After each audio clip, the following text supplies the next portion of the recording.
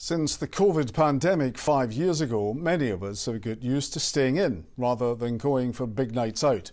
Now the hospitality industry is calling for the appointment of a minister responsible for nightlife. As well as the shift in our habits, people running venues point to factors like rising costs and poor transport links as part of the struggle. For its part, the Scottish Government says relief on business rates benefits many in the sector. Our senior reporter Gordon Cree has been following this story. So Gordon, what's behind these ideas?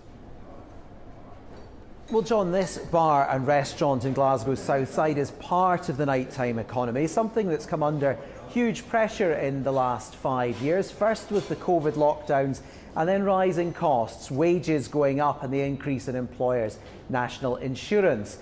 Well, Frank is the owner here. Thank you. Frank, how have things changed in that period and what factors are at play? There are a few people coming to pubs generally. That's part of a cultural shift, partly to do with lockdown.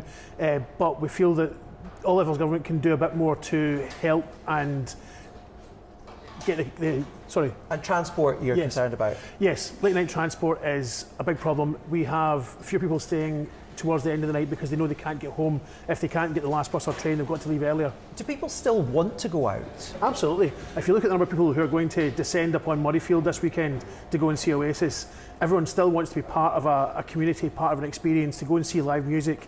So we need to protect and help the next King Tuts and who are finding the next Oasis as well.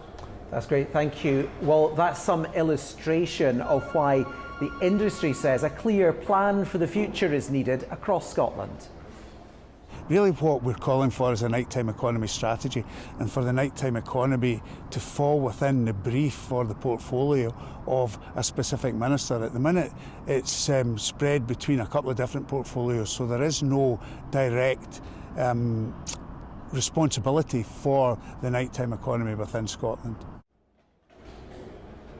Well, the Scottish Government says there is 40% relief on business rates, which has helped many in the sector, although that does apply just to the smaller businesses. It's worth saying I was at an event last week where John Swinney was asked about appointing a specific minister for something else, and his response was that if he created a minister every time it was asked for, he'd be criticised for having too many ministers. I think what the industry is looking for is recognition of its contribution to the economy. Hospitality is the biggest employer of under 30s, for example. At the moment, they often feel taken for granted. This one is alcohol-free. Cheers. Enjoy, Gordon. Thank you.